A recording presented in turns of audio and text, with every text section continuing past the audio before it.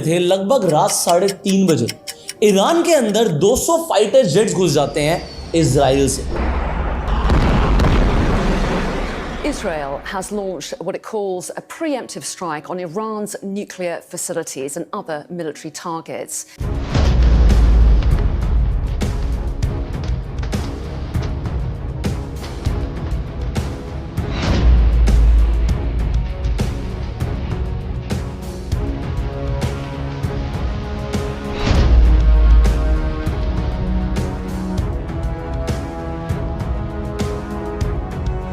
और वो 100 अलग अलग लोकेशंस को टारगेट करते हैं और 330 मिसाइल्स यूज होती हैं इस अटैक के अंदर।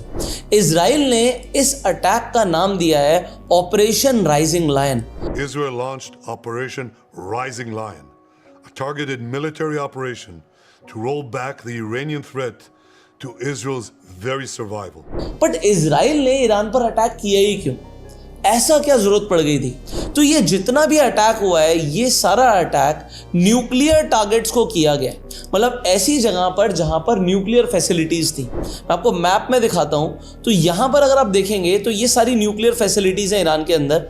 ये जो ग्रीन कलर से है जो इनकी तेहरान कैपिटल है, बोनाब यहां पर एक सिटी है, तो यहां पर इनकी रिसर्च फैसिलिटी है, इसे टारगेट किया गया।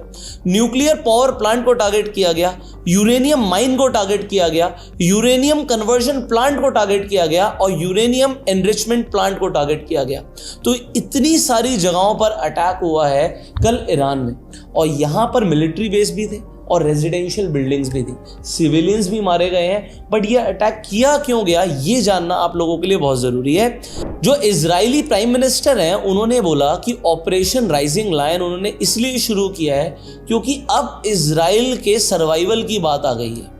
इन्होंने बोला कि ईरान ने पहले कभी भी ऐसे स्टेप्स नहीं लिए थे कि वो एनरिच यूरेनियम से वेपन्स बनाएगा, तो अगर हम ये अटैक नहीं करते तो हमारे सर्वाइवल पे बात आ जाती, क्योंकि अब ईरान कुछ ही दिनों के अंदर न्यूक्लियर बॉम्ब्स बनाने वाला था और हमें इन्हें रोकना बहुत ज़्यादा ज़रूरी हो गया था। वो न्यूक्लियर बॉम्ब्स बनाते और इजराइल पर अटैक कर देते, ऐसा इनका मानना है। अब इसके रिस्पॉन्स में ईरान ने अभी तक क्या किया है? ईरान ने आज सुबह ही, मतलब मैं फ्राइडे को वीडियो बना रहा हूँ और ये आप कह सकते हो कि फ्राइडे नाइट ये अटैक हुआ है, मतलब रात के 3:30 बजे। तो सुबह सुबह ही फ्राइडे मॉर्निंग को ईरान ने 100 ड्रोन्स लॉन्च कर दिए। ऑल्दो जो इजराइल की मिलिट्री है वो इन ड्रोन्स को एक एक करके मार रही है। अभी तक इसके बाद क्या हुआ है वो सामने नहीं आया, तो न्यूज़ में ये दिखाया जा रहा है कि 100 ड्रोन से अटैक लॉन्च कर दिया है ईरान ने इजराइल पर। बट बात यहाँ पर रुकेगी नहीं फॉर श्योर, ये अभी फुल स्केल वॉर में भी कन्वर्ट हो सकता है। तो यहाँ पर ईरान क्या बोल रहा है? ईरान की आर्म्ड फोर्सेस बोल रही हैं कि यूएस को और इजराइल को इसका बहुत हैवी प्राइस पे करना पड़ेगा। बट यूएस क्या बोल रहा है? यूएस बोल रहा है भैया हम तो इन्वॉल्व ही नहीं है, हमने कोई असिस्टेंस प्रोवाइड नहीं करी, हमारे इसमें कोई लेना देना नहीं है। ऑल्दो आप सब जानते हैं कि यूएस तो इजराइल को अपना भाई मानता है, बट इस अटैक के अंदर इन्होंने बोला कि हमारा कोई लेना देना नहीं था। ऑल्दो अभी ट्रंप ने इसके ऊपर कोई कमेंट नहीं किया है, इनका भी कमेंट जल्दी आएगा क्योंकि ये बहुत बड़ा अटैक था ईरान के ऊपर। अब जो ये इंटरनेशनल एटॉमिक एनर्जी एजेंसी है ये बोल रही है कि ईरान अभी तक बोलता था कि जो वो ये न्यूक्लियर वेपन्स बना रहा है वो सिविलियन पर्पसेस के लिए बना रहा है या फिर सेल्फ डिफेंस के लिए यूज करेगा। बट अब उन्होंने डिक्लेयर कर दिया कि ईरान ने अपनी इस ऑब्लिगेशन को ब्रीच किया है for the first time in 20 years.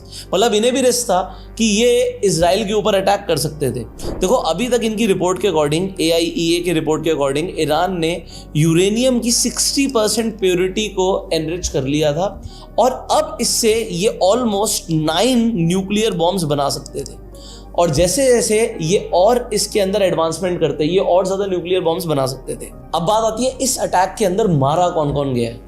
अगर आप यहाँ पर देखोगे इस अटैक में बहुत सारे लोग मारे गए हैं। Chief of staff of Iranian armed forces, commander of Iran's Islamic revolution guard corps और commander of Iran's emergency command, ये कुछ बड़े बड़े नाम हैं जो इस अटैक के अंदर मारे गए हैं। एक नाम सामने आ रहा है हुसैन सलामी का, जो कि कमांडर इन चीफ थे IRGC के।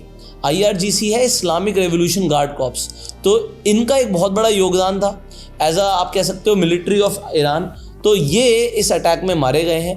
और भी बहुत सारे नाम हैं, बट इंपॉर्टेंट यहाँ पर क्या है कि जो इनके न्यूक्लियर साइंटिस्ट हैं वो भी मारे गए हैं जो कि न्यूक्लियर वेपन्स बनाने के लिए काम कर रहे थे, और कई सारे लोग सीवियरली इंजर्ड हैं।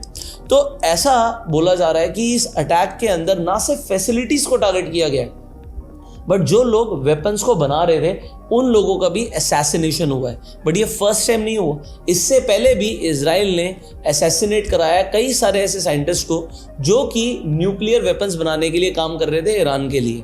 बट अब इसका इम्पैक्ट क्या हो रहा है? इसका सबसे बड़ा इम्पैक्ट पड़ा है क्रूड ऑयल के ऊपर। मैं आपको दिखाता हूँ। अगर आप आज हमारे जो MCX पे ट्रेड होता है क्रूड, ये कल की क्लोजिंग से अगर आप आज देखोगे तो ऑलमोस्ट हाई मार चुका है 10% ऊपर का, और अभी भी अगर हम कल की क्लोजिंग से ही बात करते हैं तो अभी भी ट्रेड कर रहा है लगभग 5% ऊपर। सो 5.5% बढ़ा हुआ है। सो क्रूड ऑयल एकदम से बढ़ क्यों गया? अब देखो, वर्ल्ड का जितना भी क्रूड ऑयल आता है जो एक्सपोर्ट होता है, उसमें से 20% क्रूड ऑयल एक बहुत इंपॉर्टेंट पैसेज से पास होकर निकलता है। तो अगर आप मैप में देखेंगे तो ये ईरान है और यहां पर आ जाता है स्ट्रेट ऑफ हॉर्मुज। अगर आप 5 बैरल्स की बात करते हो जो एक्सपोर्ट हो रहे हैं वर्ल्ड वाइड, तो उनमें से एक बैरल मतलब almost 20% oil in the world इस पैसेज से होके निकलता है।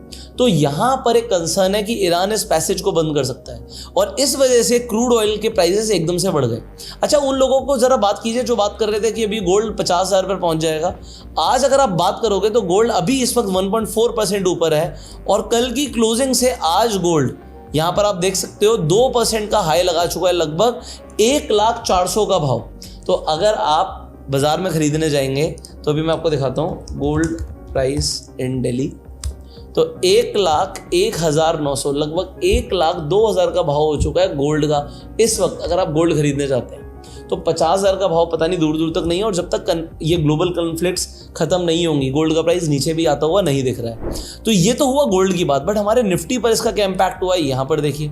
तो आज जैसी निफ्टी खुली थी तो निफ्टी में एक जबरदस्त क्रैश दिखा था, ऑलमोस्ट 1.8% नीचे थी मार्केट। उसके बाद थोड़ी सी रिकवरी दिखाई है, थोड़ी सी कितनी, लगभग 1% की रिकवरी इंट्राडे में दिखाई है। बट यूरोपियन मार्केट्स भी डाउन है। अभी यूरोपियन मार्केट्स जस्ट ओपन हुई हैं 1.3% नीचे, यहाँ पर देखिए 1.2% नीचे। लंदन की मार्केट की बात करते हैं 0.6% नीचे। सो यूरोपियन मार्केट्स अभी क्रैश कर रही हैं, और आज मुझे लगता है जब अमेरिकन बाजार खुलेंगे तो वो भी आज नीचे ही खुलेंगे, क्योंकि ये एक बहुत बड़ा ग्लोबल कंसर्न है। नाउ टॉकिंग अबाउट बिटकॉइन लगातार 3 दिन से गिर रहा है, और अगर आप देखोगे ऑलमोस्ट अभी अपने रीसेंट टॉप से बिटकॉइन ने कल रात तक ही 7% का लो लगा दिया था। अभी बिटकॉइन ने भी थोड़ी सी रिकवरी दिखाई है अपने सपोर्ट जोन के आसपास। बट आपको क्या लगता है, क्या बिटकॉइन और ज़्यादा गिर सकता है? वेल, कई सारे लोग जो क्रिप्टो में ट्रेड करना चाहते हैं वो लोग डेल्टा एक्सचेंज इंडिया पर जाके ट्रेड कर सकते हैं। आप फ्यूचर्स और ऑप्शंस दोनों ही यहाँ पर अवेलेबल हैं, जो आप बिटकॉइन, इनफैक्ट आप अगर यहाँ पर देखेंगे ऑप्शंस की जब मैं बात करता हूँ तो आपको इथीरियम के भी यहाँ पर ऑप्शन मिल जाएंगे। अगर मैं इथीरियम के चार्ट पर चलूँ और आपको यहाँ पर दिखाऊँ तो बिटकॉइन मैंने दिखाया अपने हाई से भी, रिसेंट हाई से लगभग 7% नीचे है। इथीरियम के अंदर आपको और ज़्यादा बड़ी वॉलेटिलिटी दिखेगी, क्योंकि इथीरियम तो एक ही दिन के अंदर, यहाँ पर आप देख सकते हो अभी यही जो कैंडल है 4.3% नीचे चल रही है। सो अगर हम इसके रिसेंट हाई से देखें सो इथीरियम के अंदर और बड़ा डाउनसाइड मूव दिखा है लगभग 15% का, जो कि बिटकॉइन से ऑलमोस्ट डबल है। सो ये जो बड़े बड़े मूव्स इस वक्त दिख रहे हैं, यहाँ पे कई सारे लोग मोमेंटम को कैप्चर करना चाहते हैं, और बिटकॉइन के अंदर और इथीरियम के अंदर डेल्टा एक्सचेंज इंडिया के प्लेटफॉर्म पर डेली एक्सपायरी का भी कॉन्सेप्ट है। सो 13 तारीख, 14 तारीख, 15 तारीख यहाँ पर आप देख सकते हैं हर दिन की यहाँ पर एक्सपायरी है। आप मंथली एक्सपायरीज में भी ट्रेड कर सकते हैं। सो यहाँ पर पूरी ऑप्शन चेन आपको नजर आ रही है। और जब हम फ्यूचर्स की बात करते हैं तो फ्यूचर्स के अंदर आपको बिटकॉइन में, इथीरियम में 200x तक की लेवरेज मिलती है। ऑल्दो इतनी लेवरेज यूज़ नहीं करनी चाहिए, बट अगर आप करना चाहें तो यहाँ पर लेवरेज ज़रूर मिलती है आपको। बट मैं आपको बोलूँगा कि अगर आपको क्रिप्टो में ट्रेड भी करना है तो सबसे पहले आप डेमो ट्रेडिंग से शुरू कीजिएगा। आपको डेल्टा एक्सचेंज इंडिया के प्लेटफॉर्म पर यहाँ पर डेमो ट्रेडिंग ऑप्शन दिखेगा। सो स्टार्टिंग में आपको यहाँ पर कुछ डॉलर्स मिलेंगे जिससे आप फ्री में ट्रेड कर सकते हो, आप ट्रेडिंग सीख सकते हो, और उसके बाद आप रियल मार्केट में ट्रेड कर सकते हो। यहाँ पर जो डॉलर का रेट है वो फिक्स रहता है, 85 रुपीज़ का यहाँ पर रेट फिक्स रहता है। और सबसे बड़ी बात, आपको डिस्क्रिप्शन और पिन कमेंट में जो लिंक मिला है उस लिंक से जाके जब आप डेल्टा एक्सचेंज पर अपना अकाउंट खोलेंगे तो आपको यहाँ पर ट्रेडिंग फीस पर डिस्काउंट मिलेगा। डायरेक्टली नहीं मिलेगा, पर जो नीचे लिंक है उनके थ्रू आपको डिस्काउंट भी मिलेगा। और अगर आप क्रिप्टो ट्रेडिंग को डिटेल में सीखना चाहते हैं तो हमारे फ्री वेबिनार्स होते हैं। अगर आपको फ्री वेबिनार्स को अटेंड करना है और एक अलग से टेलीग्राम पर एक कम्युनिटी ज्वाइन करनी है जिसमें रेगुलर अपडेट्स मिलते हैं क्रिप्टो के, तो एक गूगल फॉर्म का लिंक भी होगा, उसे फिलअप कर दीजिएगा। डेल्टा एक्सचेंज के लिंक के जस्ट नीचे गूगल फॉर्म का लिंक होगा, you can fill that form. Finally आपको क्या लगता है, क्या यहाँ पर ईरान रुकेगा? क्या ईरान इजराइल पर बड़ा अटैक कर सकता है? क्योंकि अगर इजराइल का जो ये अटैक हुआ है, इस बात पर कोई सीज फायर नहीं हुई और यहाँ पर ईरान ने कोई बड़ा अटैक किया, तो आने वाले दिनों में आपको दिख सकता है स्टॉक मार्केट में एक बड़ी गिरावट भी आ सकती है और गोल्ड के और क्रूड ऑयल के प्राइसेस और ज़्यादा शूट अप कर सकते हैं। बट बिटकॉइन पर इसका इम्पैक्ट क्या होगा, ये देखना बहुत ज़्यादा ज़रूरी है। सो स्टे ट्यून्ड, आपको वॉलेटिलिटी तो मिलने वाली है, बट अभी अपनी पोजीशन साइजिंग को कंट्रोल रखिएगा। इस वीडियो को आप शेयर कर सकते हैं टू स्प्रेड द अवेयरनेस। बाकी आपको क्या लगता है, क्या ईरान बहुत बड़ा अटैक करने वाला है इजराइल पर? देखो सैटरडे संडे आ रहा है, बस एक चीज़ बता रहा हूँ अपना ओपिनियन के अकॉर्डिंग, सैटरडे संडे ओवरनाइट कोई बड़ी पोजीशन मत लेके जाइएगा, खासकर ऊपर की। रीज़न क्या होता है, कोई भी अगर नेगेटिव न्यूज़ आती है ज़्यादातर वो सैटरडे और संडे आती है, तो ये फ्राइडे कोई ब्लैक फ्राइडे ना बन जाए स्टॉक मार्केट के लिए, ये मुझे थोड़ा सा इस वक्त के लिए थोड़ा सा डाउट लगता है। तो आप अपनी पोजीशन साइजिंग को थोड़ा कंट्रोल रखिएगा। अगर आप पोजीशनल ट्रेडिंग कर रहे हैं तो बहुत ज़्यादा रिस्की बेट्स मत लीजिएगा। Saturday Sunday there can be something bad can happen. और जब हम मंडे की बात करते हैं, इट कुड बी पॉसिबल कि Monday could be a black Monday. Black Friday, black Monday, ये कंसेप्ट्स आपने पहले सुने होंगे, हो सकता है देखने को भी मिल जाए, क्योंकि सैटरडे संडे कोई भी बड़ा अटैक हुआ तो उसका इम्पैक्ट स्टॉक मार्केट पर दिख सकता है। बट आईवीज इस वक्त हाई रहती हैं, तो थोड़ा सा ध्यान रखिएगा। बाकी आप इस वीडियो को प्यार देने के लिए लाइक कर सकते हैं, subscribe this channel, click on the bell icon. हम आपसे मिलेंगे अगली वीडियो में, तब तक के लिए you go self made and जय हिंद।